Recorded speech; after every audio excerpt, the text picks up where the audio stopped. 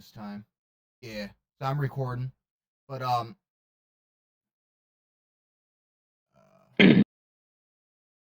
I? There we go. Oh, I want to join general. So with this whole, actually, maybe I should set that up before. Man,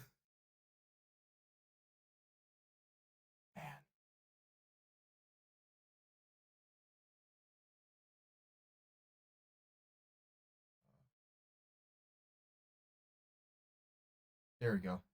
So with this whole like F-18 thing, um, hmm pretty much like when you put like radar out, and it bounces back, what it Yeah. bounces off of will make different sounds. So like a passenger jet will make one kind of sound, a fighter jet makes another, stealth another, missile hmm different. And basically going by this, if you're the person hitting the button, which is this is what happened, someone pretty much hit the button to launch the missile, uh, hmm you're going to be able to hear that and be able to be like, based on the sound, hear like jet, you know, aircraft, missile, whatever. And hmm then they're in friendly airspace, so I'm sure they probably got a transponder or something active to be like, Yeah, hey, an IFF. yeah, like, hey, we're friendly, don't shoot us, we're not the bad guys, we're friendly. So, so anyways, the USS Gettysburg guided missile frigate or destroyer, I think it's destroyer, but basically they seen this F-18A and said, missile launch. Got to destroy that missile. Uh, Literal War Thunder in a nutshell. Oh, look! An enemy plane! Don't mind the blue signal. Uh, that wasn't. Bro, why you shoot me? Oh, sorry. Anyway. F-18's like, bro, why'd you do this? Why'd you do this? And Friendly fire. Friendly fire. Stand down. this was probably the radio operator of the USS Gettysburg. It was a misinput. Calm down! You calm the fuck down! It was a misinput! Oh my fucking because it's like, hey, it's a kind of a pretty big deal to launch a missile, at a friendly aircraft. Yeah, you don't say.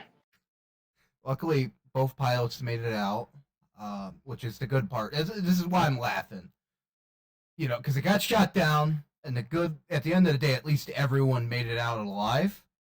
It's just funny that it got shot down. Yeah, it's just kind of ridiculous how it Well, happened. especially when you consider that we've been making fun of Russia for doing the same thing this entire time, and then Yeah, now then we we do it. end up shooting. Yeah, we end up shooting down. And it's like, oh yeah, you know what? We haven't been made fun of in a while. Here you go. Here's a reason to make fun of us. They were afraid that the F-18 was going to touch our boats. That's what happened. You don't touch America's boats. Don't touch America's boats. Don't touch America's boats. Just look at every war that we have destroyed, like completely destroyed someone. What has the enemy that we completely destroyed done? Touched a U.S. ship. They always destroy one of our ships, Like, and that we don't take that too lightly. we're like, all right, we got to get proportional damage back at the enemy. 8 hours later, over half the enemy's navy is either destroyed or inoperable. God bless America. Proportional. Proportional. You take one of our boats, that's like at least 35 of your boats. Yes. That's lowballing it. But hey, you know what? We're just being generous here, Like I said, every conflict where we've just absolutely destroyed another country, they just touched our boats. That's what happened. And the only time we quit is when we rage quit. Mm. Korea, Vietnam. What? Those are too great. We're just like, you know what? We're done. We're going home. Screw this. Oh man. No, though Vietnam, we were the ones that touched our boats in that one somewhat. Mm-hmm. So I don't know if you notice, I'm going a bit off topic, but the F4 Phantom uh, had to be started up by external power, right? Mm-hmm. It has no internal. So going by this as a safety feature, there was a safety pin and a pigtail on the missiles, so that when it started up, a stray bolt of electricity wouldn't hit the missiles and cause them to launch. Yeah. And this was common practice because, you know, after startup, you had to pull that out, plug that P-tail in, and that can take a minute because then you got to inspect it and everything. But the pilots were like, "Hey, we don't want that. We want to be ready now." And in doing that, they would often have the flight crew plug in that pigtail and pull out the safety pin, arming essentially the missile. Where it's as soon as electricity hits that missile's going off.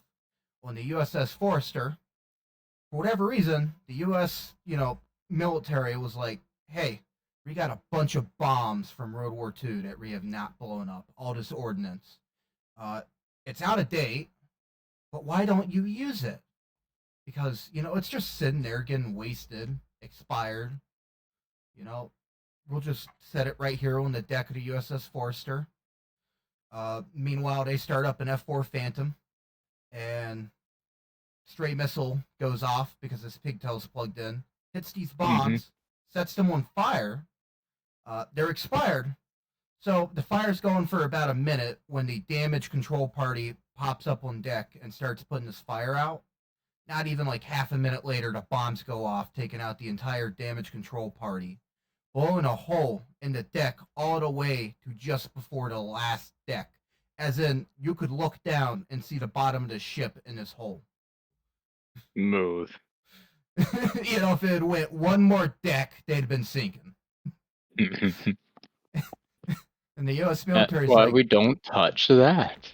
that is that they touched the ship, but yeah, no, it's after that the U.S. Navy was like, you know what, no more plugging in pigtails until you're on the catapult, because that was the official practice. Was they were supposed to wait until the aircraft was hooked up on the catapult, Yeah. and to plug in the pigtails and pull out the safety pin and do just the final inspection to make sure that the aircraft's ready for combat. Takes altogether about 3 to 4 minutes, 5 minutes. I think it was sometimes 15 minutes depending on what they're carrying, which doesn't sound like a lot, but when you're getting danger close, enemies right here, bomb, we need you right now, 5 minutes is a pretty long time. Oh yeah, yeah. And so the pilots are like, "Hey, we want to get out there now. We don't want to be waiting 5 minutes on the catapult when our guys are out there getting, butchered. Let's get out there now." And that's why they did it. But after that, the U.S. Navy's like, "No more. Just you're not doing this." Yeah, I'm sure they rather not have a nice new installation of a window Yes. or a giant hole in their carrier every time someone decides that they didn't want to put a pigtail in or put a pin in. Yeah, it was, but yeah, it was just there because of that, that it needed external power. And when you started it up, electricity, just straight electricity from the external power unit, would go everywhere to all the systems. And certain systems, had these pigtails and pins because they're like, the manufacturer's like, "Hey, if this gets energized, it could be pretty bad." Like your engines. The engines had a pin for their systems. you know, because we don't want that activating accidentally while we're hooking up the external power unit until we're ready. Yeah, no, I don't think that's a bright idea. But yeah, craziness. Well, the F-20. I was doing some research on the F-20, that new plane I got. Mm-hmm. That was never actually, well, it was built, but it was never put into the Navy. So, I guess that makes sense. I mean, there's bound to be a couple of concept planes that got made but never actually made it to service.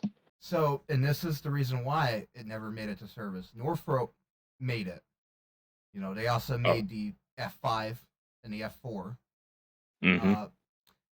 The plane was capable of breaching the sound barrier, but at Mach 1, it could maneuver just as good as the F-22. Problem with this, over G, and of the 3 prototypes made, 2 were crashed because the pilots blacked out. Sounds about this. Sounds about like the sound. Wow, English. That sounds about right. So the U.S. Navy is like, awesome design, awesome concept. We love the idea, but we'd rather have pilots survive and not get killed, trying to make turns.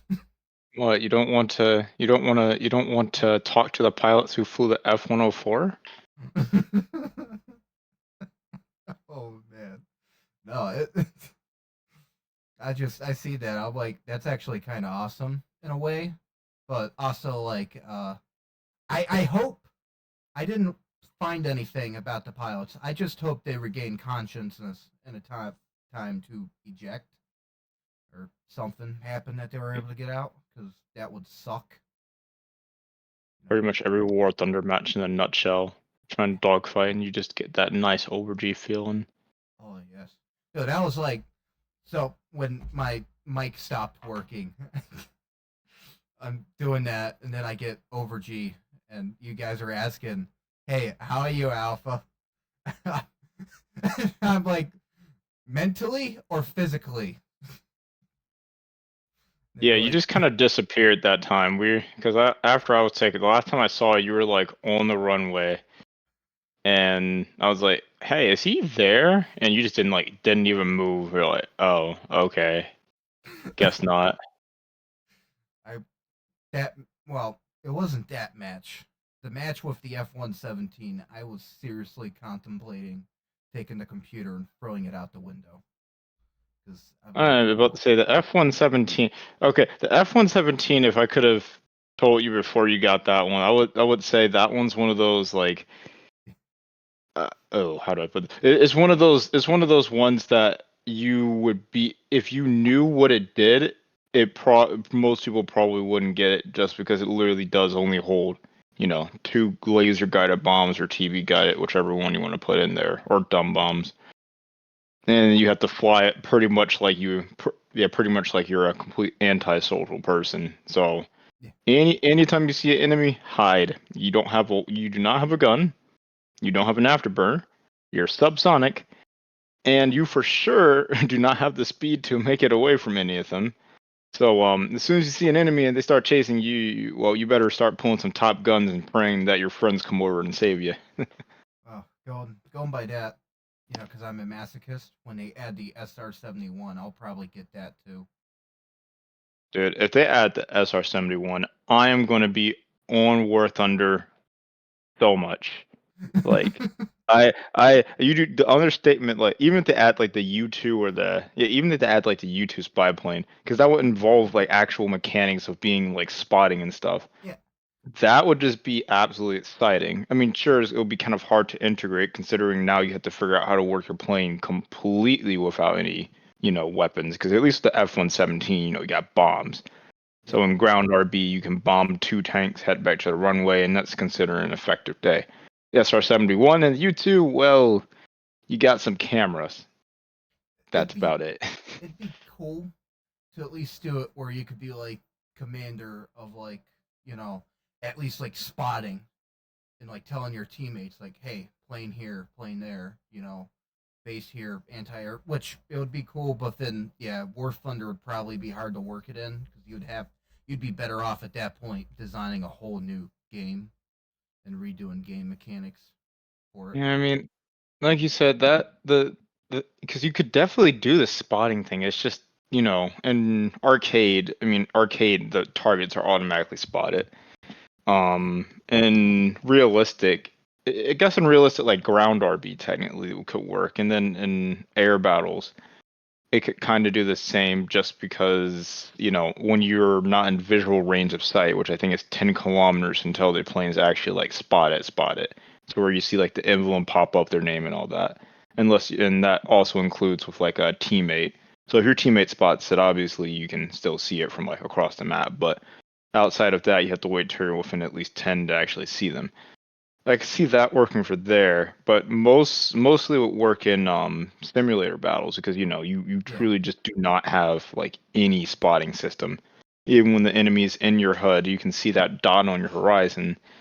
That's it. That's real life. You are thrown into the battle there. See, I would get it just because the SR-71 is one of my most favorite planes out there, and I'll tell you the whole reason why. Remember that Call of Duty mission where you basically flew the SR-71 and were like, Oh yeah, you were like you're yeah, you're the one who was like spotting all the people on the ground. yeah, you're telling them, hey, go, stop, go, stop. That was my favorite mission, just being the SR-71 doing that. And I'm like, that was awesome. That, which speaking of that, the Road of Tanks tutorial missions. It's like when you spawn in the Sherman and you play with the ever two AI Shermans. I want a Yeah, game about to say. I like don't that. think I actually I don't think I actually got to do that one, because I started playing back in I think it was 2015. Yeah, 2015. So the tutorial was completely different by that point. Yeah, so I did it because I played Road of Tanks on PlayStation. This was the first time on PC, which I Yeah. actually like Road of Tanks. I think it'd be even funner with you guys, just because to me, games like that, like War Thunder, Road of Tanks, Road of Warships, are fun, but they get boring pretty quickly when you're playing by yourself. You know? Oh yeah. Yeah, you put like one or two rounds and then you're like, "Oh gosh, I don't want to do this again." Yeah, and it's at least fun when you're like chatting with friends and goofy Oh, stuff we're happens. friends. Oh, you're driving with friends like, "Oh yeah, I bet that tank is gonna blow me up." You really want to say that? Yeah, watch. You really want to talk? Now shut up. Or like me, running around, we're circling around two sides of the bunker trying to get the guy. And the guy's aiming at me, and I shoot him, and I'm like, oh, that might be the only kill I get the entire match. And then I'm proven right later on when you get destroyed. So I'm like, hey, where's this tank? I spot him, and then he shoots me in that millisecond after I spot him. That's Mm. pretty much War Thunder in a nutshell. Where'd that shot come from? What is that, a woodpecker? Boom. Yeah, but so War Thunder Realistic is a horror game within itself, because you're just chilling, then all of a sudden, out of nowhere, at like the most unexpected time, a shell just hits you, or a bomb just comes out of the sky. You're like, "What's that? Is that a bomb?" Boom. Yeah, Oh yeah, that is it. And then it's split. You're like, "Ah, crap." I don't mind it because like War Thunder and Road of Tanks, Road of Warships, they're all games that you'll have one match where you like dominate the match, and you're like, I'm actually good at this game. Wow. And then you get I into the next match and just get destroyed. Oh. Yeah, you get absolutely clapped, and you're sitting here looking at this like, what? When did I ever decide that this game was ever good? Like, was I mentally okay? Were things going on in my head? Am I okay? What have my life choices led me here to do? That's I don't think I'm okay. if you're mentally okay and you play War Thunder, you're going to be on the verge of like having a mental breakdown and just going insane. So I'm like, yeah. So, but it's fun. I like it. Just like I said, I can't play too much by myself unless it's naval. I can do naval, but for whatever reason, I'm just good at ships in general. So I can Oh yeah, You would G there. I cannot. I can't do naval. I can kind of do tanks. Obviously, I'm more of the plane guy, but naval, I think I'd probably fall asleep. I can kind of do planes. I can kind of do tanks, but it's just, or yeah, planes, tanks, but like just naval. It's probably because like I've had 6 years of experience in roto warships, and just over time you get better. That's why I hate people that are like, oh my goodness, this person just started and they're horrible at the game. They're tier 9. They gave out a free tier 9, and it's like, dude, at some point, someone probably said the same crap about you.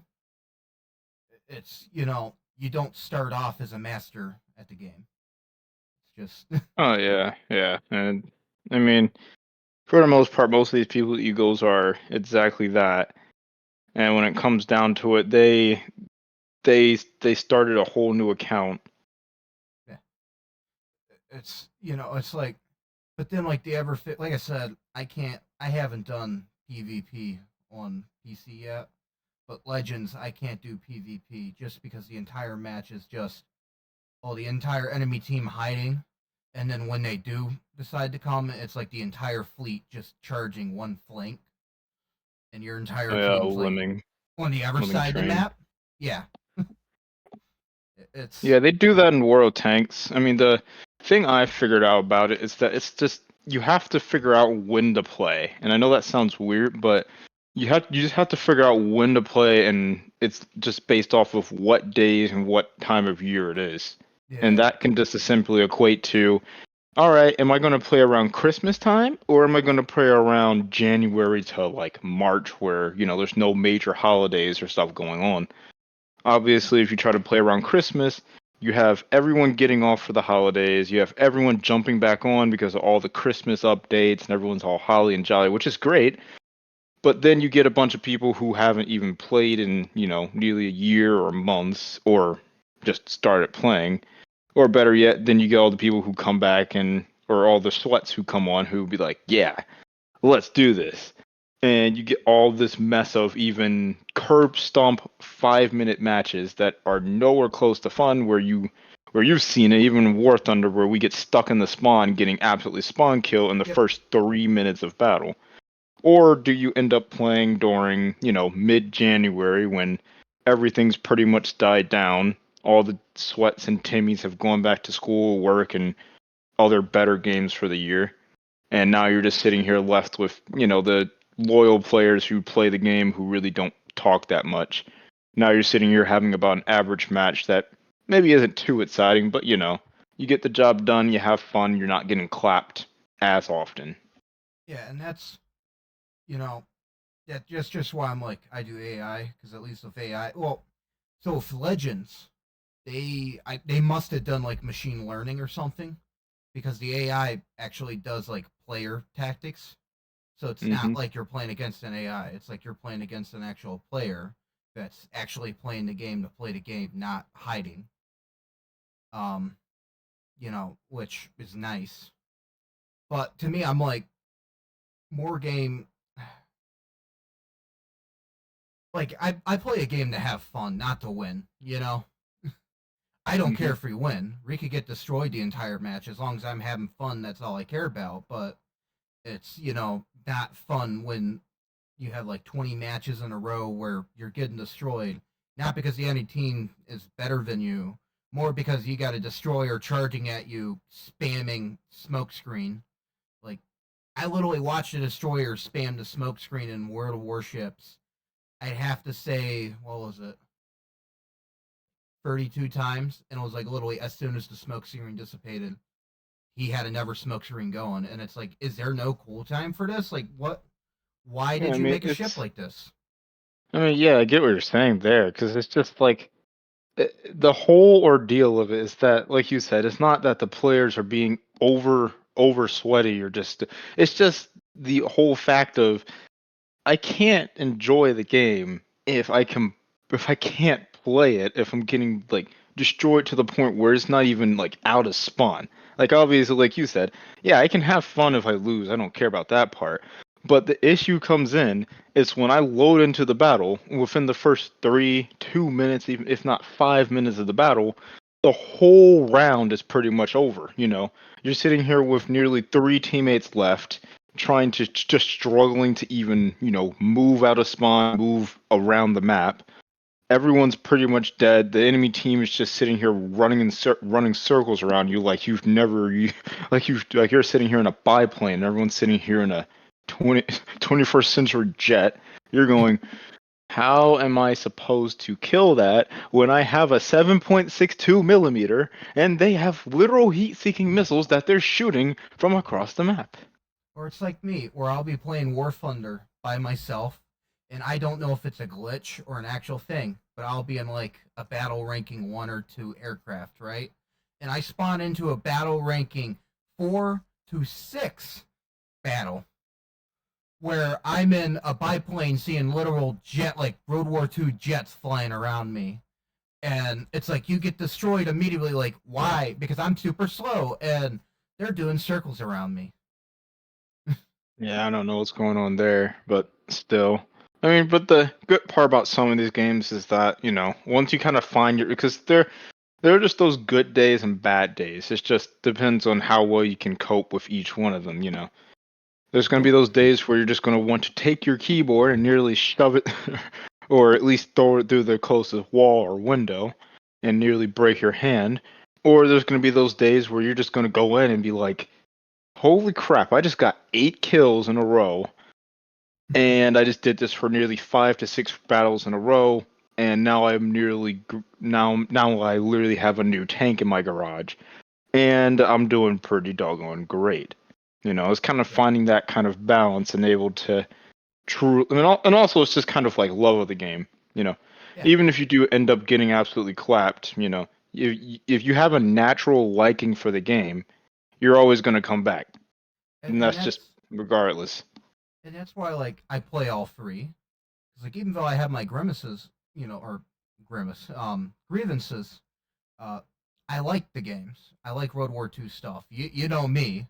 Like, my entire time we've known each other, I've probably been a World War II geek. Yeah, Or actually, I can tell. War Machine in general geek. So I like them games. And I like them because of that. And I love playing them. It's just, to me, War Thunder, the major problem with War Thunder is the sweats. It's. But then you also. They're kind of all over the place. Yeah, well, they're War Thunder. Oh man, you're blue. Blue. Oh, I was highlighting. That's what was happening. I was highlighting your name and profile picture because I look over and I see your profile picture turn blue, and I'm like, what the heck? Just like highlights it. Ah, yes, blue. I didn't realize you were a blue guy. Me neither. Yeah, I was like, man, you're blue. Blue. Da dee dee da dee da. But so another topic that lady that got sucked into that jet engine. Naturally. I feel bad for her family because I mean she'd been working like what I think 5 or 10 years. I can't think of her name, but she was working there for 5 or 10 years, and I know she had kids. I think like 2 or 3, but they said she had like a bunch of weed in her system when they tested her remains. Oh, there was remains. Yeah. So basically, I can't think of the aircraft. You might know it was like LV or something, but it's not a 737. It looks similar to a 737. It's a 61 seater, twin engine. Basically, it looks like a baby 737. So, but anyways, they came in. I think APU is offline, and the FAA has a regulation that if the APU goes offline, you can fly the plane for an extra like 30 days before it has to go in for repairs. Mm-hmm.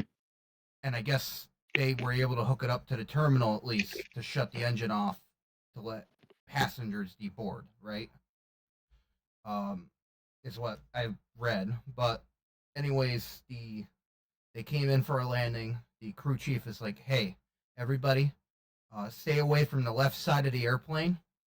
It's coming in. It's going to be sitting for about 3 minutes. They're going to shut it off. We're going to hook it up, so that they can restart the engines when they go to take off. The APU's down. Just stay away from the left side of the engine until I give you the clear." He's like, "Don't even go there." And at some point while they're doing the thing, the crew chief and another crew, ground crew member looked over and seen her carrying a cone on the left side of the plane to the back of the aircraft. And she walked right behind the engine and basically got like shot out by the exhaust.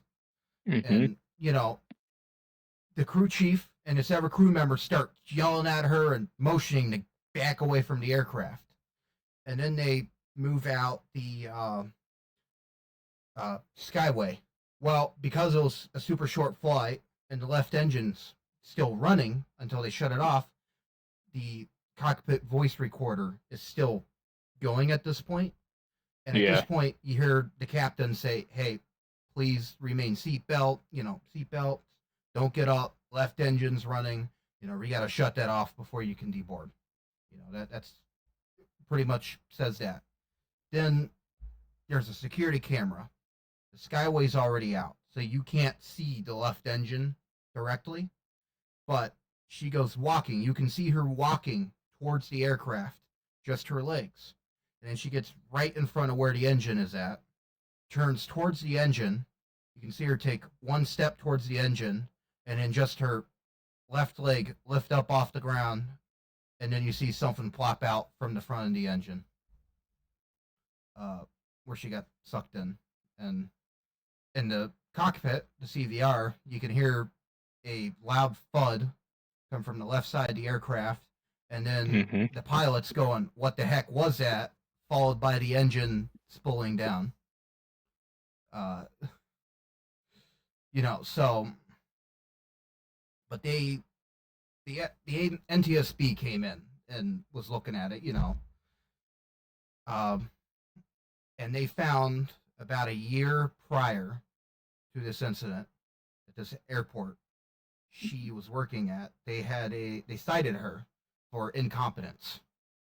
And the manager of the airport said, "You need to get your act together because you're going to seriously injure or unalive yourself, or seriously injure or unalive someone else."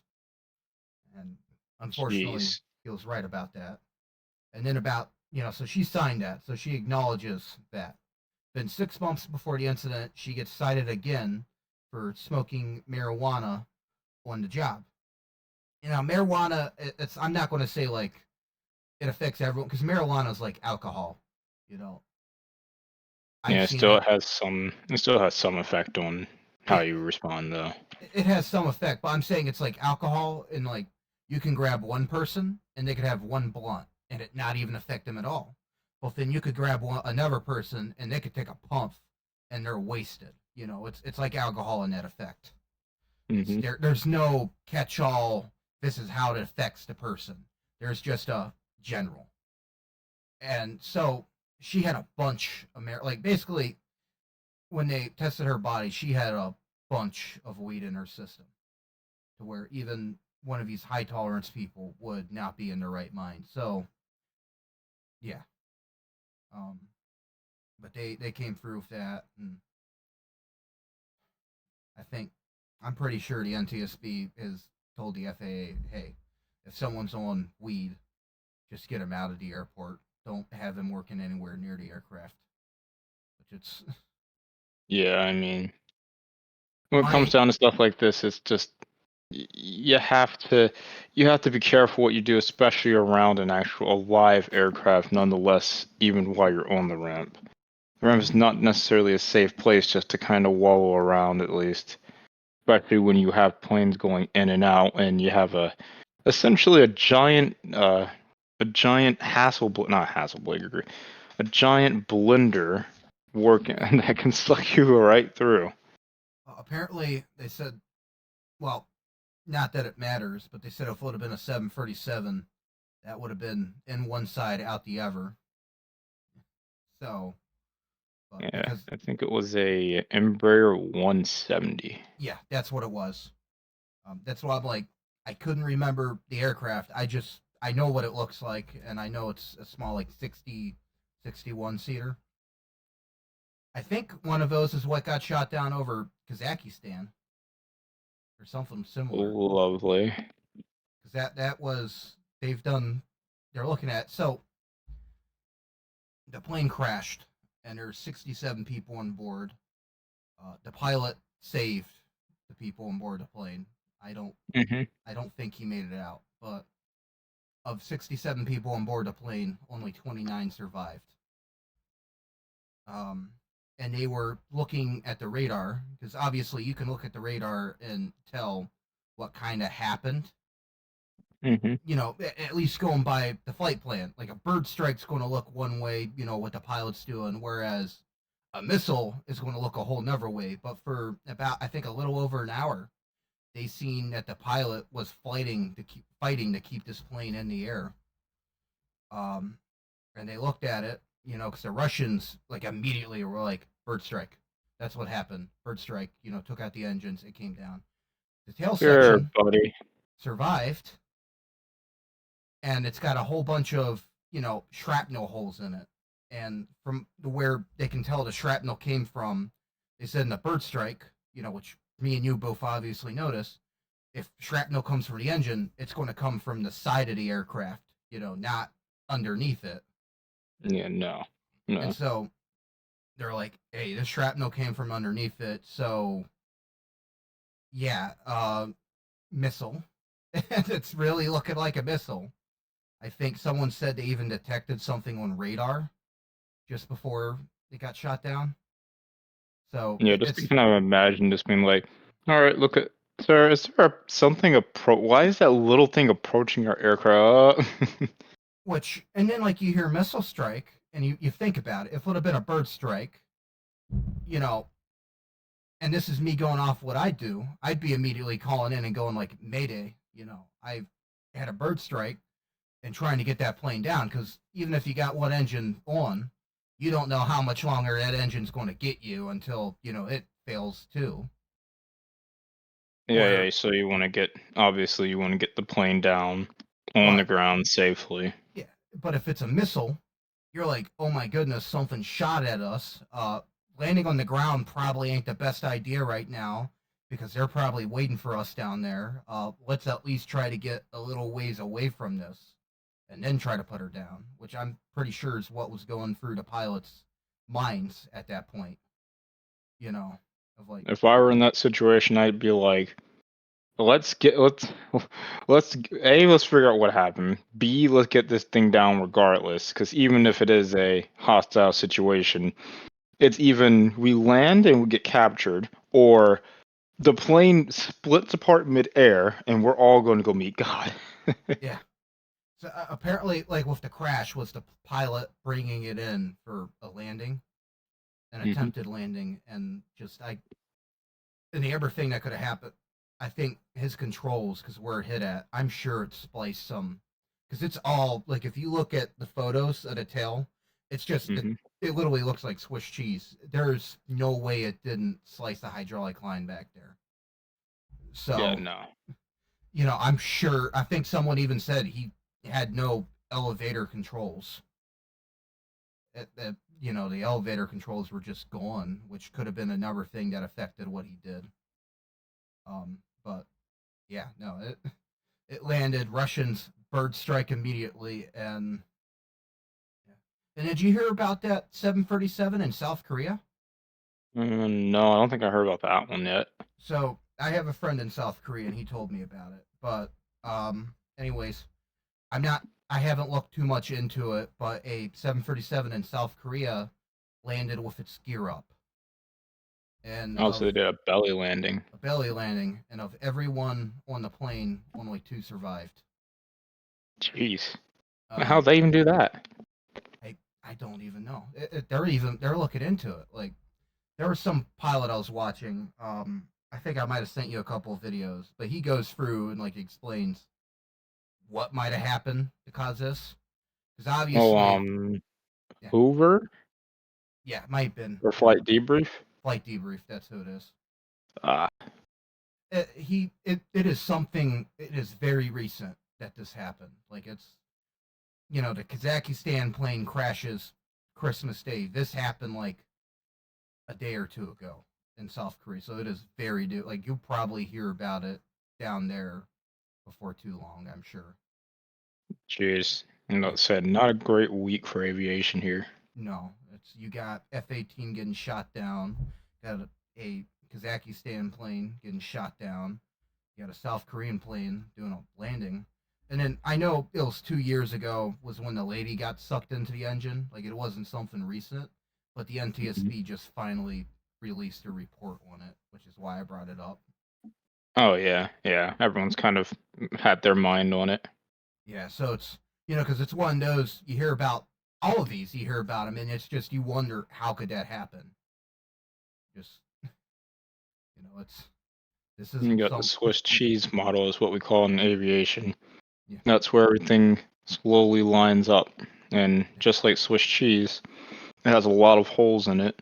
But, eventually if you put enough of them in a row, you'll find, or eventually if you put enough of them in a row, you'll eventually be able to actually get a straight line with all the holes lining up. Yeah. And so, just like that, now you put that in aviation, that just simply means eventually if you make enough mistakes in the correct order, unfortunately, they'll all line up eventually, and you'll get this disaster like we have over the past week of people getting sucked into engines or planes belly landing or Well, even getting shot down. and the thing I don't understand is wouldn't you think someone, which maybe not, but you just think that someone on the ATC or someone would have seen. And I don't think it was mechanical failure because of the times I've seen they've had. Because I don't know if the 737 has it. I know some of the older models had it. Like, say something happens, you have to declare an emergency and you're like full of fuel. You can, Oh yeah, they can dump fuel. You know, I don't know if the newer ones do it, but I just know it's more if that's the way. Because if you take off and you're fully loaded, you're too heavy to land back on the runway. You need to dump some fuel so you're not too heavy. yeah, yeah. And so I don't know, but of the ones I've seen that they've been like, the gear is up, the gear is jammed, they can't land it down. They tell the tower and the airport's like, all right, get the trucks out there and at least cover, get the fire trucks ready, cover the runway with foam, coming for a landing, and we'll just pray that it goes all right. Yeah. And then we're going to Mm. have the fire trucks there to immediately, even if the plane ain't on fire, cover that plane in foam, so that I if mean, it does, I've had a similar situation when I was flying, ironically. Well, not ironically, but nonetheless, I was taking off, or right before takeoff. You had done our pre-checks and everything, and just as we got cleared to take off, we were about to taxi onto the runway, but we couldn't get our brakes unstuck. So we're sitting here, I'm like, okay, I put full power in, couldn't get anything. My instructor's like, let the brakes go, let the brakes. I'm like, the brakes are off. So he took control, tried it. He's like, oh, the brakes are actually stuck. So by the time we got maintenance to come out there, maintenance comes out, they're like, all right, what's the issue? Then we get the brakes unstuck. We're like, oh, okay. So instead of canceling the flight, we were like, all right, we just won't use the brakes. Yes, very bright idea. Anyways, we're like, okay, we'll use them very lightly, don't press on them hard. Sure. We very carefully taxi onto the runway and take off. And just as we get back to another nearby airport, which we intend to land at, we're like, "Hey, tower, this is an emergency, but our brakes are acting up, so we might have some issue if our brakes lock up on the runway. Just to let you know if you see any skidding or anything." Tower interprets this as, "All right, we'll get some trucks out there for you, buddy." So after we land, we have this, and the landing's uneventful. We make it down safely. The brakes don't lock up again, so that was good. But while we're taxiing, we just have this yellow emergency truck with its lights on, like following like 30 feet behind us. And we're like, oh no, oh no. I got a phone number for you to call. They got a phone number. Fortunately, there was no phone number, but it was just some of the emergency service guy, and then I think like a maintenance guy came out and it's like, all right, we'll have it looked at. You guys are good to go. We're like, cool. Well, I can't exactly say I blame Tower for that because that's one of those kind of situations. Better to have the fire truck out there and not need it Yeah, yeah. than something goes horribly wrong. Your landing gear pops off because the brakes overheated, and not saying it would, but just saying this that way, because I'm sure there's situations that have happened where someone's brakes lock. Actually, I think with the tail wheel planes, if their brakes lock up, they'll basically do a somersault. Bush planes. Yeah, I kind of guess so. It depends on if you actually land with it straight or not. Because Yeah. it'll just kind of end up dragging across the ground like a tail dragger. Then Yeah. you'll kind of end up with a little toasty wheel in the back, depending on how fast you land. Oh, I'm saying the ones that got the wheel in the back, but then the brakes are on the front wheels. So someone was telling me about this, and they were like, the main problem with those is if you come in too hot and you hit the brakes like really hard, the wheels lock up, Oh, and you're then the talking. plane Okay, want I get what yeah, you mean. and the plane wants to do a somersault, and then that's a situation where like if you're like, hey, my brakes are going to lock up, Tower's probably going to be like, all right, fire truck, Yeah, be we were ready. coming in like a Cessna though. We were coming in like Yeah, a tricycle landing gear with like the nose gear in the front, then yeah. the two in the back, so we didn't have to worry about dragging the tail. So even if it would have locked up, we just have to worry about keeping somewhat of a directional control rather Yeah, than face planting. yeah, and that's like this person told me like with certain planes he prefers that setup just because they're less likely to do a somersault than the other setup. Hmm. But would be actually really fun to fly or even fly in What so? a DC free or even a DC 2. I think that'd be really You fun. mean those things from like the Stone Age? Yes, I think those would be fun. Oh boy. Oh man, well I think was it this was last year, but they had that incident at down in Texas where the Aviation Club, one of the Oh fighter yeah. planes flew into a B-17. Yeah, about to say they just released the NTSP just recently released the report on what actually happened. I'm gonna have to look into it because like I seen that and I was like, man, like I can understand how that happens because I'm sure if you're flying and you're doing a turn, you're not paying attention to what's going on around you. It's probably pretty easy to fly into another aircraft if you're in that close quarters. You know. Oh yeah, apparently they say what happened is that the Air Boss, which is essentially like a non-official version of ATC, was directing two groups of planes, and it was controlling the whole air show. The two groups of planes that he was directing was the bomber group, which I forgot the official name for, and the fighter group as well. And essentially, as he directed them, there was two lines: the 1,000-foot line and the 500-foot line. The 500-foot line is closer to the crowd, and the 1,000-foot line is a little bit farther away from the crowd.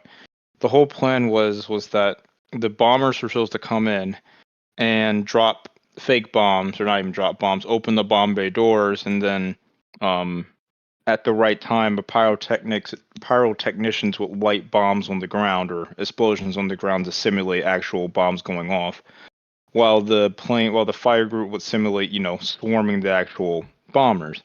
Yeah. Well, essentially, to set that up, they were going to kind of let them intercept and come around just to kind of do a flyby of the runway.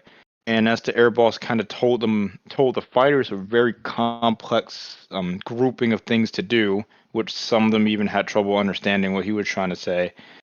Um, Essentially, the fighters were supposed to cross over the 1,000-footers or 1,000-foot line to get to the 500-foot line, and to achieve this, they will have to pass in front of the bombers before the bombers actually got there.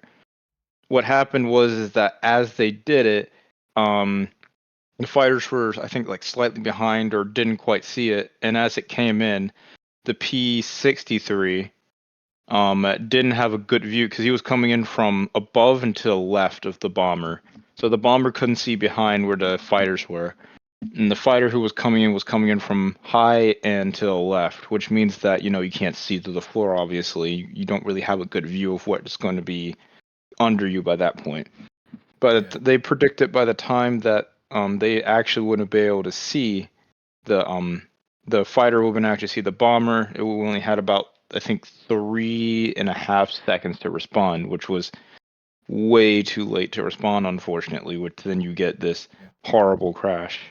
Yeah, no, at that point, I don't even if you were able to make a adjustment, you'd probably just stall the aircraft out.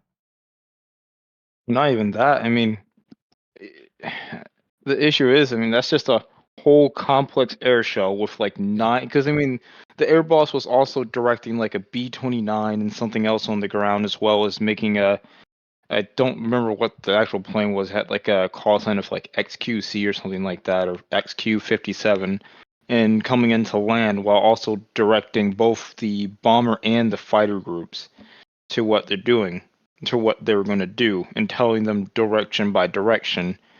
And he used words like walk up to the bombers, come on through. None of these are official aviation terms. So now you get to try to interpret all this information that you're getting with unofficial phraseology, and then you're kind of almost making up on the spot, which is a mess in the first place because when you have nearly what I think it was maybe 30 or 20, maybe 20 different planes in the air at the time, that's just a recipe for disaster.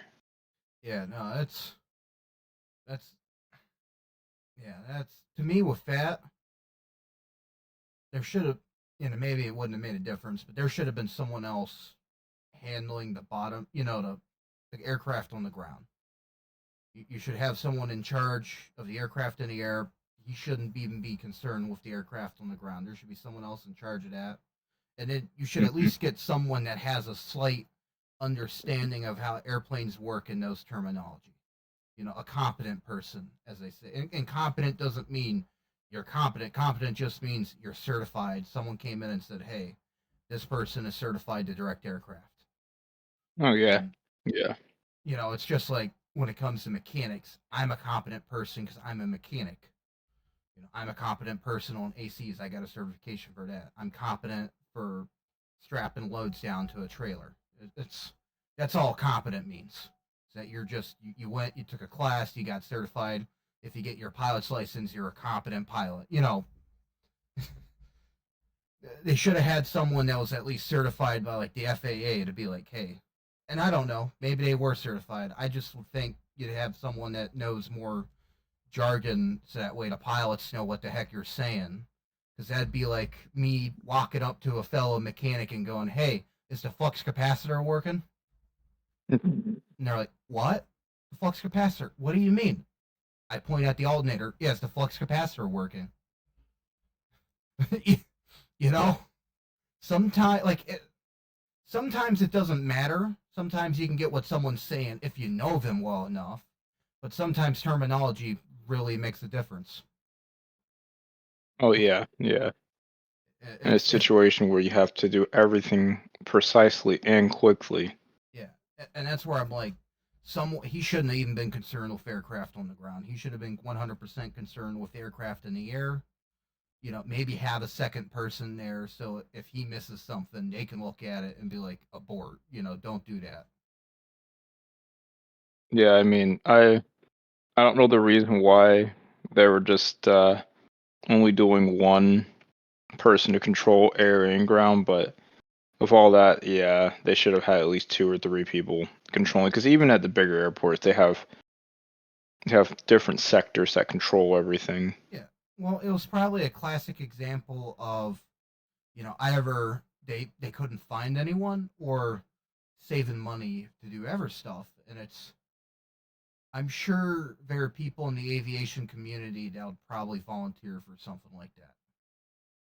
You know, maybe not.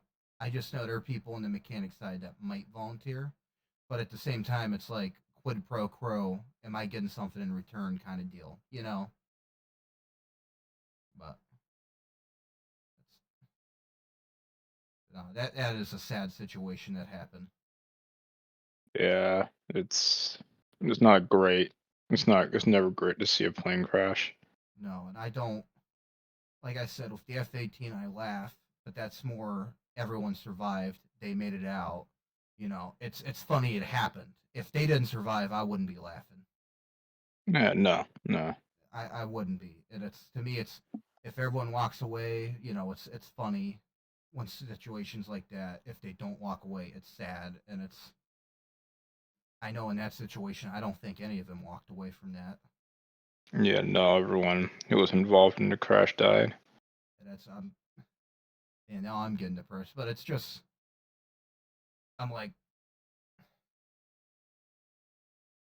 you know, I don't want to see a plane crash because that's a situation someone can die. That's a situation. That's a bad situation. You know, in a perfect world, no plane would crash. Unfortunately, we're not in a perfect world, and you know, as they say, it's been said in automotive, it's been said in trucking, it's probably been said in aviation. Every single rule in your rule book's been written in blood. Oh yeah, because over the years, people who have made mistakes, we've learned from. Yeah, it's, you know, unfortunately it's a reality, but you know, it does get safer just after an accident, ironically, because then everyone's aware and they look at what happened. But like I said, I would have thought you would have had at least 2 or 3 people there directing traffic, just because I know with air traffic control, you got more than one person, because unfortunately, when you got 5 or 6 aircraft up in the air, it's kind of hard to keep track of 5 or 6 aircraft. You know, when you're trying to do aerobatic maneuvers, especially because then you're having to tell them exactly where to be at when they need to be at, and if you're even a foot off, that can be catastrophic. Yeah. Like I know that from playing games of like, if you need to be at a certain spot, you better be in that spot or it ain't going to end pretty good. Or even as mechanics, man. You know, some things you can have a little wee way, other things you can't. That's, No. It comes down to aviation. You need to be precise as possible. yes. You need to be clear in your directions and clear in communication. Well, I mean, it's magic machine that flies in the sky. Giant metal bird. Like, you know, like it's not a car. Like cars are dangerous, but it's like you get into a car crash, 9 times out of 10 you'll walk away because a car is going probably 35 miles an hour, you know, 60 or 70 at most, unless you're a psychopath. Or plane, you're going like 125 to 180, you know, if not faster. Unfortunately, metal does not like hitting ever things at that speed. Oh yeah, no. And the ironic part is that planes are safer than cars. Yeah, and that's what, like, I've told people is like, I'm like, planes are safer, you know. The only difference between a plane and a car is cars, you got more, you know, cars in close quarters and more accidents. Unfortunately, every time I've seen a plane go down, it doesn't end well. Yeah, no. But And planes are safer because we've at least gotten decent enough over the years in preventing them from going down. oh yeah, because now we have the technology, we have the accents before to learn from to be like, all right, this guy tried to pull a 4G maneuver in this commercial aircraft. Let's never do that again. Or better yet, let's reinforce our planes so if an emergency were like that to happen, it does, or just to prevent it from happening in the first place. See, what was it? I can't think of his name. Was it Sky King? Was his online name? That Was that the air? one who jumped out of the plane? No. There's some like air crewman out west. This happened years ago, but he basically wanted to be a pilot and was in training to be a pilot, right? Yeah. And just one day snuck aboard a plane and basically took off in it and was Oh, doing was that the guy who did barrel roll or Yep. barrel did the loop and that. Yeah, Oh, him. I'm like, man, that's sad. Throw away yeah. your I life mean, like that, man. yeah. I mean, if you're already in training, I mean, you definitely had a great chance. You're already like farther along than most people, Yeah, I and don't you know. just kind of stick with it. I don't know if he was in training to be like a commercial pilot. I do know he was at least getting his license. I mean, even if you're gonna be like a private pilot, it takes time and it can be frustrating. And this is coming from like experience, you know. It's taken me a while to get up to even where I'm at currently, and I've gone through enough delays to definitely to have a legitimate reason to be like, screw this, aviation sucks. But you know, I have God to keep me going and just kind of have that determination of I'm going to get this done, regardless of what happens and how long I have to go.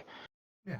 And at no point am I going to sit here and be like, yes, let me go jump into the nearest private jet sitting out there on the ramp and go fly it like I've just stolen it from GTA. Yeah. Sure, it's frustrating and sure it does take time, but you'll get there. Well, everything's frustrating and everything takes time. Like even like with mechanics. See, I tell people this, and it's Chris Random's told me it, and every mechanic will tell you that. At the end of the day, it's just nuts and bolts with computers attached.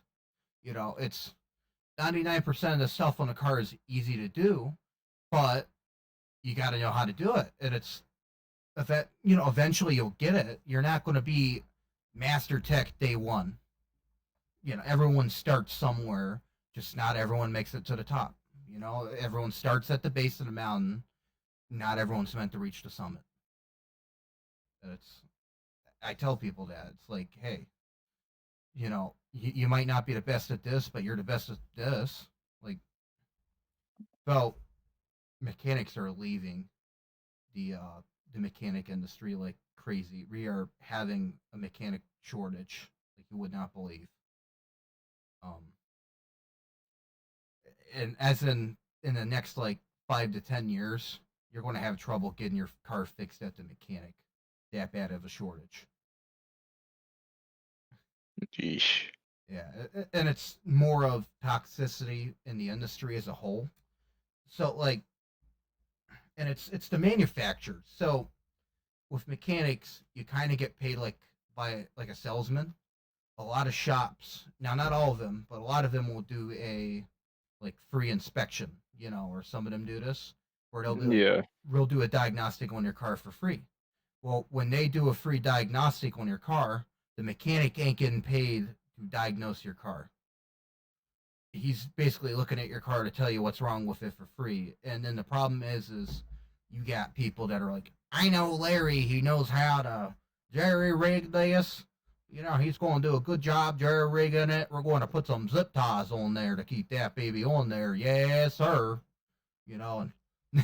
And and they'll be like, all right, hey, mechanic, can you tell me what's wrong with it? And you're like, all right, see, your heat shield underneath is coming off. That's not important. Maybe throw a couple zip ties on there. That'll keep it on. Maybe some bolts.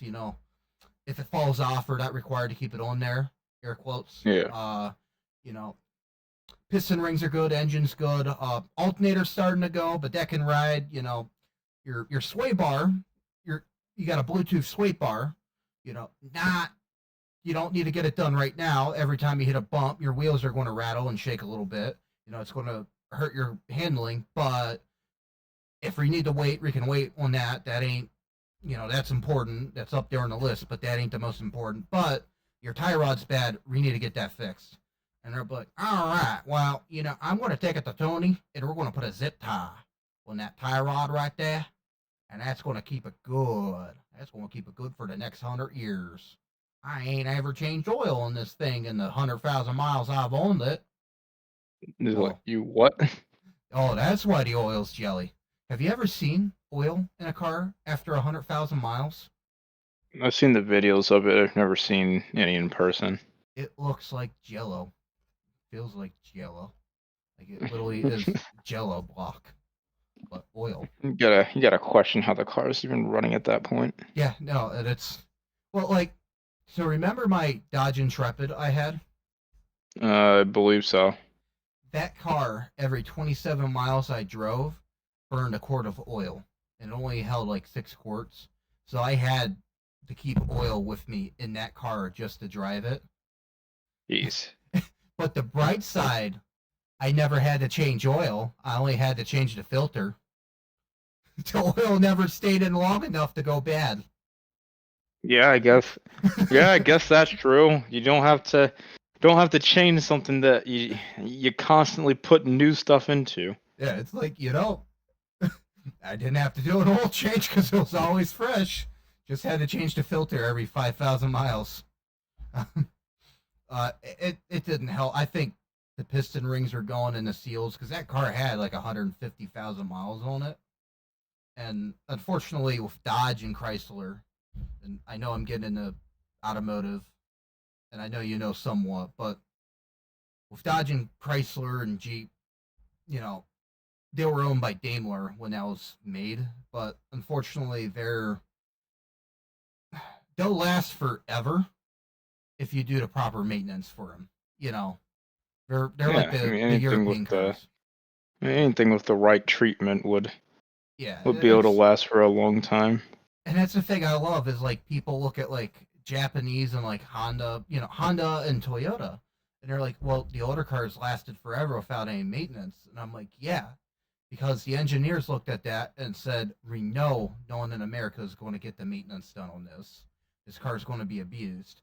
Let's make it so it'll at least run right with only the bare minimum maintenance done to it. All And you need is fuel in the car. What about yeah, all the other fluids? you'd Yeah, be I said bare essentials, fuel. you'd be surprised at how many people think that way. Like, see, because like you have, some knowledge, and I'd say the amount of knowledge you have, I think everyone should have at least that amount of knowledge of their car. That way you're not getting abused by a mechanic. Because I'm not going to say every mechanic out there is going to take advantage of you, but I can tell you some mechanics will try to. And it might not be that they want to abuse you or take advantage of you, but the shop might, because I've almost had it happen to me, and I'm a mechanic, and I've told people, I'm like, if someone tried to take advantage of me, I can guarantee you they try to take advantage of you.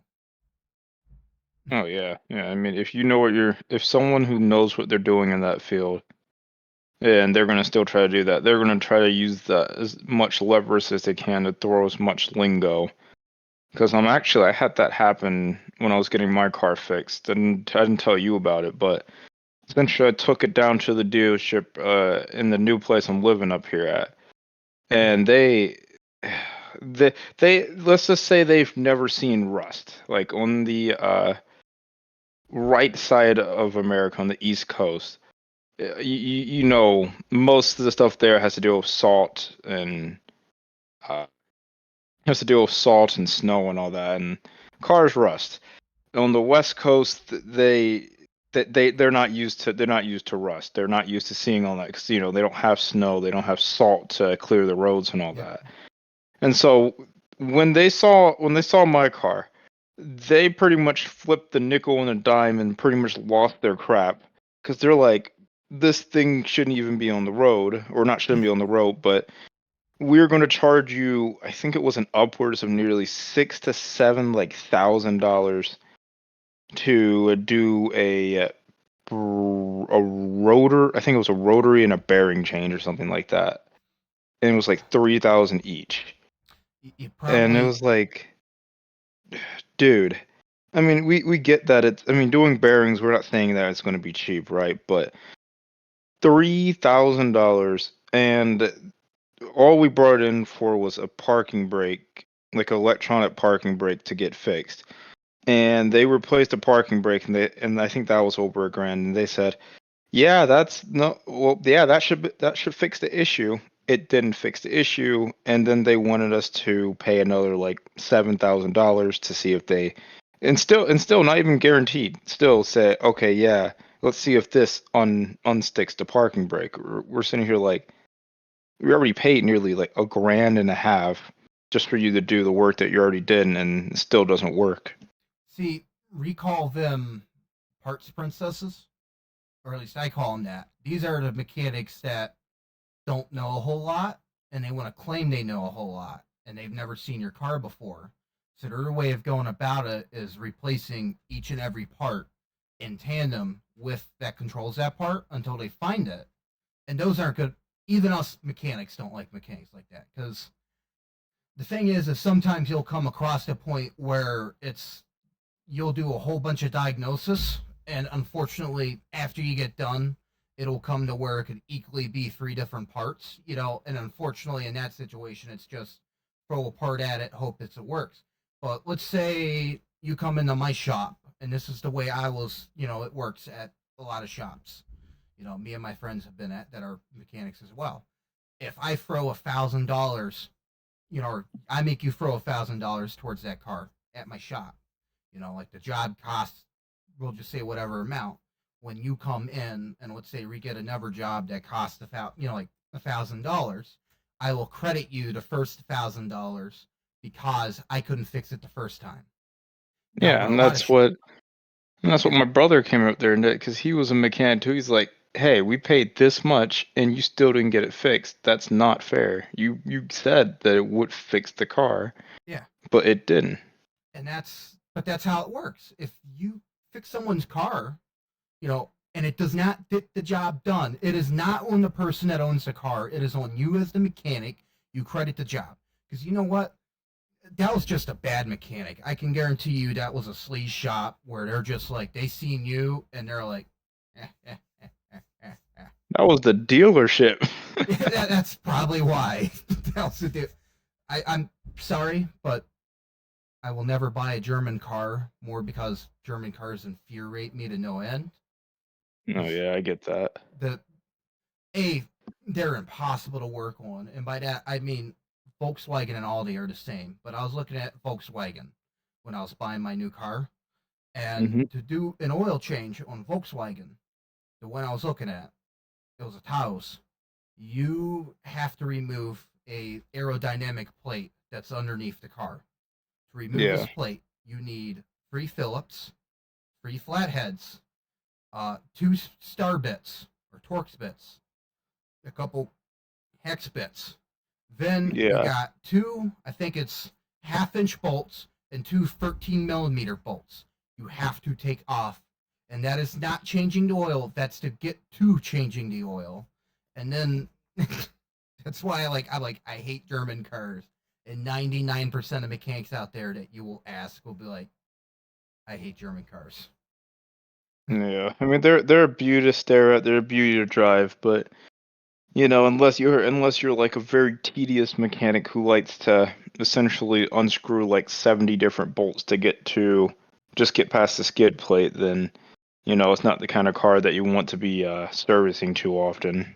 And I'll put it like this: they're fun to drive, they're just expensive and hard to maintain. And it's more, if you're not a mechanic, Volkswagen sounds awesome, but when you're a mechanic and you're doing the work on the car and all that, and the problem is you become a mechanic, you're like, yay, I can fix my own car.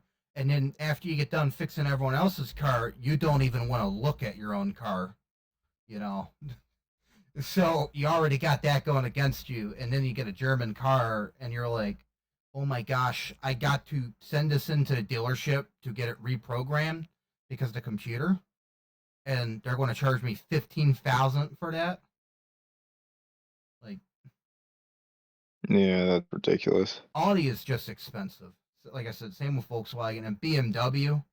BMW makes Audi and Volkswagen look cheap. Yeah. So I'm like, I would never buy a BMW, 100%. Say for my dad's car, he has a he has a decently expensive car, and they wanted to charge him, I think it was like $500 just to reset the I think it was the tire pressure sensor or the parking brake light, or something like that. Because it was like a sensor that went bad or something. He got it repaired, and they wanted to charge him some ridiculous like $200 to $500 just to go onto a essentially in a diagnostics pad to press a button saying, "All right, reset sensor so it doesn't show up on the dashboard," and it's like, seriously, like, why are you gonna charge $500 for that? That's literally something you could do in like 10 minutes. Actually, that's about average for that, unfortunately. So with that, what they probably did, and this is just because I've done it before. Like, say you replace a sensor, the TPMS sensor, you can buy them like just basic standard, sensors. Yeah, And if you replace it, you got a little computer. It's like a handheld computer, and you'll yeah, hold it up to the old sensor, and it'll gain like all the information that the sensor, like its ID, everything. And you install a new sensor, and then what you do is you gotta recalibrate the sensors to the cars. You even got to do this if you rotate tires. But basically, what you do is you clone that old sensor to the new sensor, and then you got to re-link it up to the car. And every one's different. Some require more, than that, but 90% of them are just, you go around, hold it up, and it just reads it, and then the car will say, all right, left front sensor, calibrated, right front calibrated, right rear calibrated, left rear, and you go around like that, starting at the left front. And yeah, like what it does is like with Chevy, when you do it, you put the car into the relearn mode, and it'll do like a honk the horn 2 times, and as each sensor gets calibrated, the car honks the horn to like tell you it's calibrated, and you just move along, and then after it's done, the car honks the horn twice again to say it's exiting calibration mode. And it's but 200 is up there because I'd say most shops, like 200 would be the maximum that most shops would even charge, you know. And I'm like, yeah. I'm one of these people. So with like BMW 200 sounds about average or like expensive car, but when it comes to 99% of the parts of your car, I would say OEM is the best, right?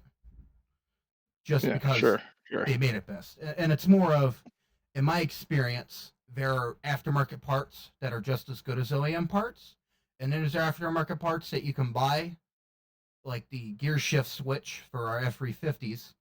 You can buy one of those from O'Reilly's, slap it in, and not even 2 weeks later, it's already broken. And so certain parts like that I wouldn't buy, but like tire pressure sensors are one of those things where there's aftermarket companies that make tire pressure sensors that are just as good, because 99% of the OEM companies buy tire pressure sensors from these aftermarket companies, believe it or not. I guess, 'cause I mean, with the tire pressure, it's probably not too hard to manufacture in the first place. No, you can get, so depending on what tire pressure sensor you get um you can get a tire pressure sensor for anywhere from 25 to $50. Like, they're not that expensive. And relearning them ain't that hard. It's the most expensive part is probably the tool, just because that costs, but that ain't even the most expensive. Like, there are tools as a mechanic where people are like, why does this cost so much? And it's like, the cost comes from the fact that the machine, used and abused, can cost $100,000. And it's like, oh, that's where the cost comes from, is the machine's what costs so much. You got to pay off the machine, you know. Oh yeah, I But mean that makes sense and that's respectable, but in some ways you have to realize that's like saying, all right, sure. So now that $10,000 machine at wow, that $20,000 ice cream machine at McDonald's makes the ice cream cones worth nearly $10 now instead of yeah, 5 or well 4. I mean, respectfully, sure, it's worth nearly $10,000, $20,000, but if you're using it all the time, you're going to recoup that cost, even if it's yeah. small. And so it Well, would kind of make sense to be like, all right, you did the work. They already paid you nearly, 2 grand to re-put this sensor in or something like that, 1 grand, whatever it is. Uh, the At that point, sitting down and going, all right, check, check, check. All right, your sensors have been recalibrated. That should be at most like a $30 charge going, $40 charge going. Yeah. All right, there you go. And most aftermarket shops would probably charge you $30-50 to do that at most. And the problem is like, so certain things I'd take the car to the dealership for, but then there's ever things like that where you take it to an aftermarket shop and they'd be like, yeah, $30-50, we'll get it done. You know, we just got, because sometimes what happens is the sensors get decalibrated and we might not have to replace the tire pressure sensor. It just has to be recalibrated and relearned. You know, it happens to all of them.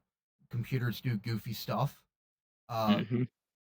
But then, like, you go to the dealership and they're like, "Oh, we're going to charge you $500 for something that you could go to aftermarket shop ran by, John." Joe Schmoes. Yeah, Joe Schmo's shop, and Joe Schmo's shop's only going to charge you like $50.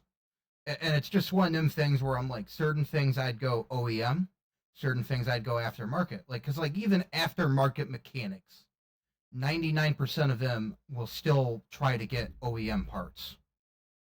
And unfortunately, sometimes you're kind of forced to get aftermarket. But like, you ask any mechanic worth their salt, and they're going to tell you, they'll tell you exactly. And to me, it's unfortunately sometimes, as a mechanic, you can't always talk to the customer, right? It's unfortunately that's not feasible. That's why you got a service advisor. The problem is a good service advisor usually is a retired mechanic, and because they're a retired mechanic, they know what's with the car. They might not know everything about computer stuff, but they know enough to go up to the customer and explain it in a way that the customer doesn't feel like they're getting ripped off. And by in a way that they don't feel like, they actually tell them in detail why this is going to cost this amount. They'll tell them why we got to do this, all that. And it's, and that's where I'm like, a good mechanic, good service advisor goes a long way. The problem is you got bad service advisors. And 9 times out of 10, you're not talking to the mechanic, you're talking to the service advisor. They're salesmen, and it's usually the younger service advisor. They're salesmen. They know nothing about mechanics. They probably know just as much as you do. But because they're salesmen, they're taught to sell.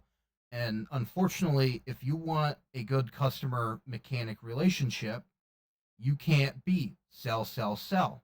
You got to work with the customer. You got to tell the customer, why are we doing this? Why we need to do that? And that's where I'm like, I will not do something to someone's car that is not necessary. I think it is ridiculous. I think it screws someone over. I wouldn't want someone to do that to me. And if I'm going to say, I'll tell someone, all right, this is not necessary, but, control arm bolts loose. It ain't hooked up. Worst case scenario, your wheels is just going to wobble when you hit, bumps and stuff. You're going to have a bit harder time controlling it, but it's not end of the road. Your tie rod's still good. Now, if we had a control arm and tie rod bad, I'd say the control arm is the secondary. We can worry about that last. But we need to get that tie rod fixed. Because tie rod is one of the things in a car where I'd say no matter what, get that fixed. Just because a buddy of mine, he was driving in a car and he never wore a seatbelt, and had a bad tie rod. And as he was driving Christmas Eve, years back, the tie rod snapped loose and caused the wheel to go 100% into a right turn, which caused the car to go sideways and flip over. And because he wasn't wearing his seatbelt, he was ejected out the sunroof, and the car rolled over top of him and killed him. Oh. And that's where I'm like, tie rod, get that fixed. And that's the only reason why, because that is something that can kill you. Because the tie rod keeps your car from, it helps your car steer, and it keeps your wheel from going whatever direction it wants. Yeah. And that's where I'm like, certain things are important, certain things aren't. And unfortunately, as things come along, some things that weren't important before are starting to become important now just because the manufacturer makes it with the computers.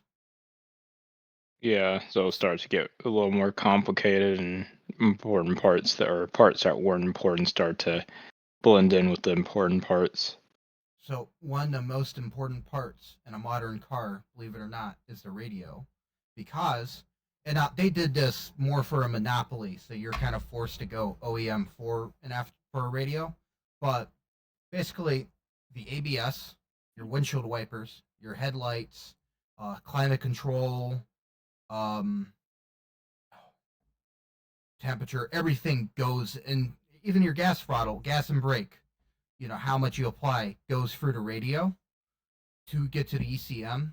And it's, like I said, it's for that way. So if you have a radio go bad, you got to buy a radio from the manufacturer. But the secondary thing is, so when like Subaru, say you turn your headlights on, the car is like, all right, it's at night. We're going to put the braking into a more aggressive mode for the ABS because they might not see what they're going to hit soon enough. BMW and Ford and Chevy do the same thing. Subaru's also got, so say you turn on your windshield wipers, the entire time you're driving, they'll pulsate the brakes, the ABS automatically. So then that way it keeps water off the rotors. So when you do brake, sometimes if it's raining, you hit the brakes, there's a little bit of water that's got to get out of there before the rotors before the pads make contact with the rotors to stop. And Subaru said, we're going to make it do this, so that's not there. If you got the radio blasting, you're probably not paying attention, et cetera, et cetera. And unfortunately, because of that, it's made the radio a more important part of the car than what it was in years past. So. Yeah. So that's where I'm just I'm like this. I like mechanics, but some stuff is just stupid. Yeah, but so there's always going to be that questionable. There's always going to be that questionable thing that's just going to be like it's just not going to be likable. I mean, unfortunately, it just comes with the trade or any kind of trade, really. Oh. There are things in aviation that I wish I could change. Like, oh yeah, why do you have to go all the way around the airport just to enter the pattern or a hold? But part of it's for safety, other part of it's just because someone decided, yeah, we thought this would be a great idea because we want to stick to our version of the regulation. I've had instructors do that. I've had to school. I'm going to do that kind of stuff. And it's like, in the end of the day, it comes down to it. You get to a whole new instructor, a whole nother school, and then they tell you, well, that version isn't necessarily correct. We would like you to completely change that. And it's like, why? Like, I was taught to do it this way. Now I have to learn to do it your specific version of it, which is kind of like, okay. So, actually, not to change the subject, but I got an idea for a car I want to make. Oh boy. So, E350, Econoline E350 van. Okay. I'm gonna wrap it up in alpha wrap, so make my character into a wrap and wrap it up like that.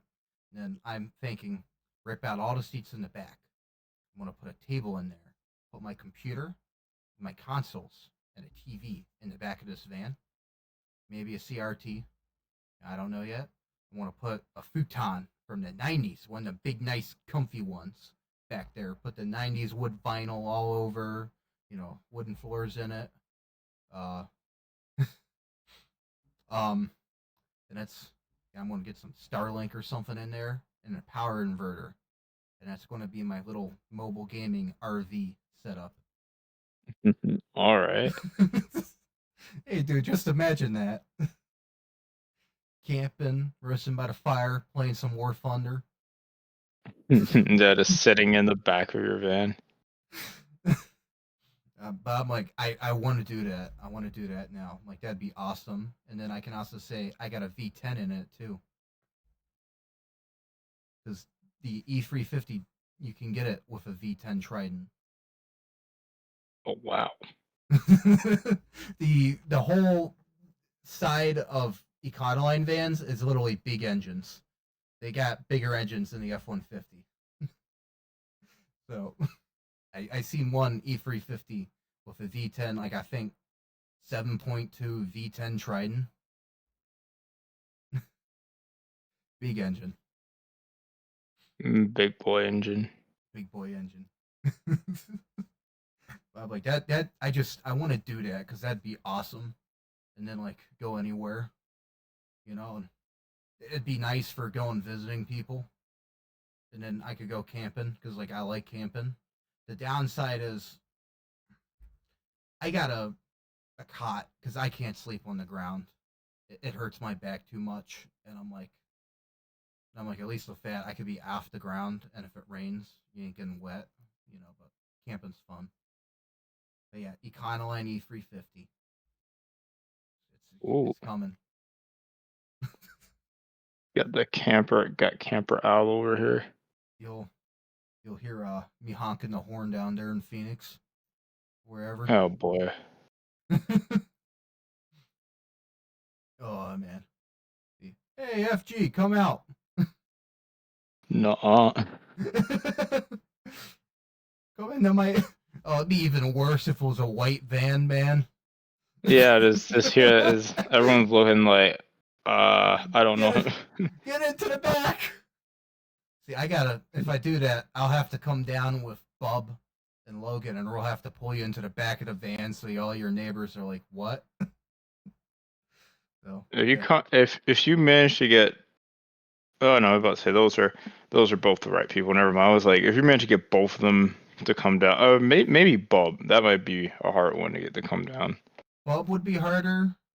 I know Mizuka would be down for it if nothing was, major going on. I'd say he'd be the hardest one now to.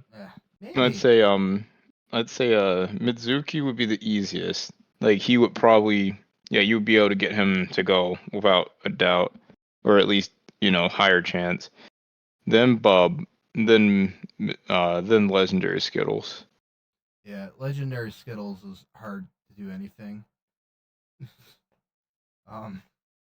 But hey, if you get them out here, I'll be impressed. So, I'm going to see Sonic Free again tomorrow, and after everything's said and done, Ooh. I'm going to see Sonic Free 3 times in a row. Because people you're really really putting see the it with me. 3 in the name. Yes. Who are you seeing it with now? Chris Random, actually. Oh, nice. So, I went with Bub and Legendary Skittles in them a while back. And then I went yesterday took my niece and nephew to see it. Or niece and nephews. And then, tomorrow going with Chris Random. Me and Chris Random seen Y2K together, which was pretty good, too. Okay. Sonic Free is good, man. I recommend it if you like Sonic. I did end up seeing it up here or down here.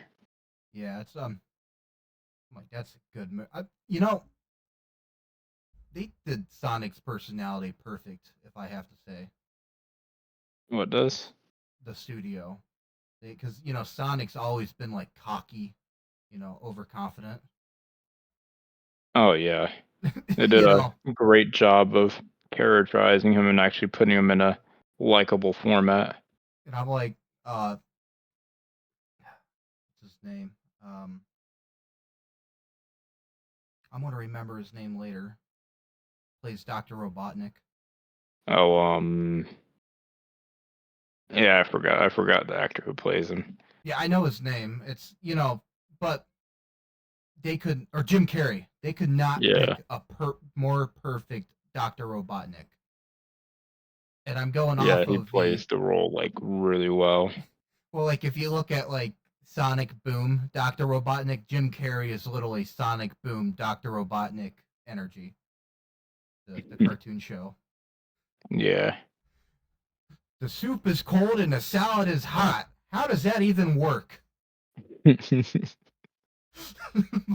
Like I could really see Jim Carrey doing a line like that. Yeah, that's easy. That fits his personality right down to the T.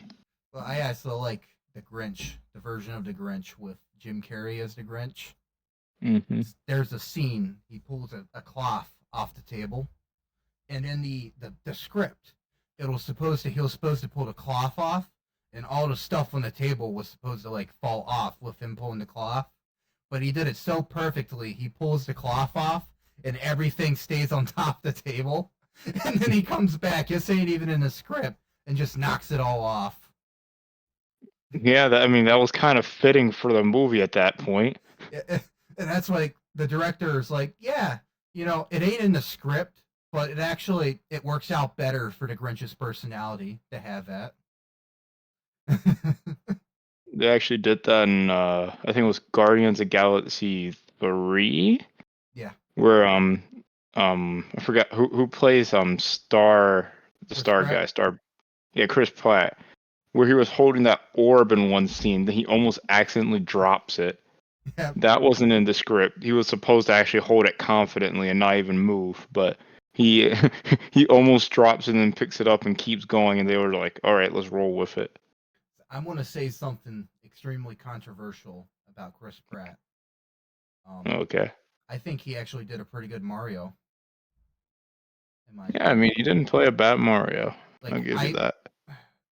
and the thing is if you it's kind of like the 1993 Mario movie. If you watch a 1993 Mario movie by the first time, it's horrible. Yeah. You hate it. You don't ever want to see it again. And then you watch it a second time, and you're like, you know what, that ain't bad. And then a third time, you're like, this is actually a pretty good movie. Chris Pratt Mario, if you're going into it thinking he's going to sound like Mario from the games, you're going to hate it, especially if you're like I want the Mario voice actor. But then you watch it and you're like, he don't do a bad Mario.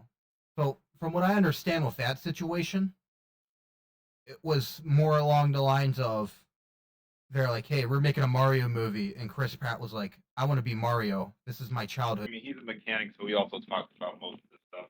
Oh. Ow. Yeah. Where's the other ear? That one came off during traveling. Hold on. Al? Yeah, I'm here. All right, this is my brother Franklin. Hello. You want to say hello? Hello, Franklin. Hey, how's it going? Oh, it's going. Just don't know where yet. I feel it. Uh, So wait, are you also? I heard Ben say you're also a mechanic. yeah, so I'm a fleet mechanic. So I work on a little bit of everything. But yeah, Yeah. no. That's what me and him were talking a little bit about the incident with the car earlier. No, what happened? If you don't mind me asking. He was saying something about them trying to overcharge. Oh yeah, with his Audi. Yeah, over rust and all that, which if I see a stubborn mechanic, I'm going to throw a piece of rust at him. Straight up, they'll freaking cry and deteriorate back into their little hole. Yeah. The little punks they are. The mechanics out here are freaking nothing. They don't have work ethic out here. It's crazy. Well, probably because they've never spent time, taking in a whole hour, banging on a part because it's completely rusted in to get it off. Is that an apple? I made a caramel apple. Oh, okay. No, I'm good, but thanks. He just opened up his refrigerator and just got a caramel apple out of the refrigerator and was like, I got an apple in a bowl. And I'm like, Yeah, we like got fresh apples, right? yeah, And I got yeah, the the stuff Mom had in the squeeze pot, like the caramel yeah. ice cream. I was sitting here, I was like, why don't I combine the two? And so I just put caramel onto the apple, and then I put some sprinkles on it, and then froze it. Intriguing. And I did that like earlier today too, so this is like new. Well, let me know how that tastes. I It got looks two. good. I It was like, looks I got good. two of them. It looks professional, except for like the knife that looks like you murdered the apple. It's sticking out the top. I think it adds a little bit of. That was awesome. Your brother's awesome, man. Yeah, but say he's the he's the main mechanic of the family. Because there's my dad, who is mostly mechanic. Well, not go out there and be like, yeah, I'm gonna go fix your car for $70. Let's go. But he knows a lot about mechanics. Then my brother's like the main mechanic of the family, who's like, all right, I got some of my certifications here. He has his own business and all that. Works at a mechanic shop. And then I'm like that kind of sub mechanic where it's kind of like I know enough about cars to fix the basic problems and some intermediate issues, or at least to know, okay, yeah, if the car is doing something funny on the inside of the engine, I could probably at least troubleshoot it to be like, oh yeah, it looks like you might have coolant, so I think your gasket might be a little bit blown there, buddy, or something like that.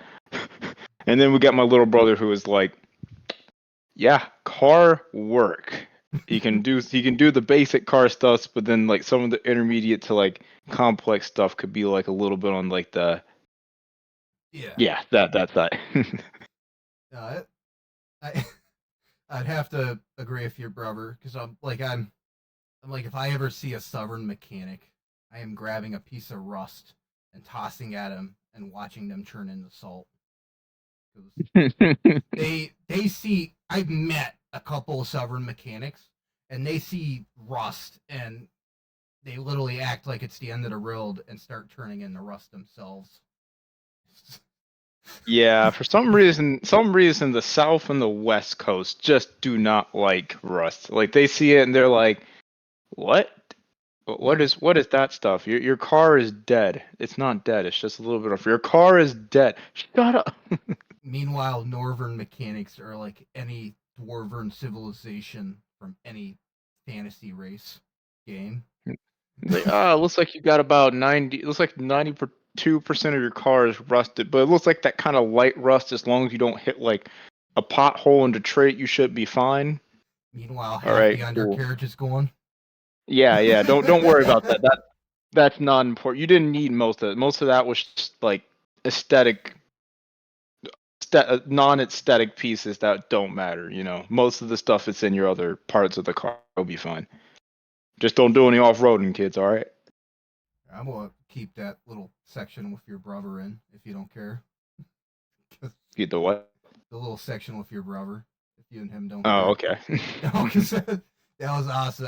Like I said, I always like talking to another mechanic because literally with like I said, good mechanics, we meet each other. We're not like the Spider-Man pointing at each other. We're literally like, oh, this is how I go about doing this. Oh, that's how I go about doing this. And then at the end of the day, you literally have a whole conversation with someone and learn like a million different ways to do something. Oh yeah. That's why like you can tell a good mechanic from a bad mechanic. So, all right. I think I'm gonna end this episode here. We've went for about what 2 hours. Yeah, About average. which a little bit shorter, but you know what? As long as we're above an hour, I think we do good. Mhm. All right, everyone. This is me, your host, Alpha AI, joined by my co-host, Yo, what's up, Chiefs? FG. I didn't do an intro, so this is the intro. All right, peace, y'all. This is the intro at the end. Hi, welcome to the intro. All right, bye.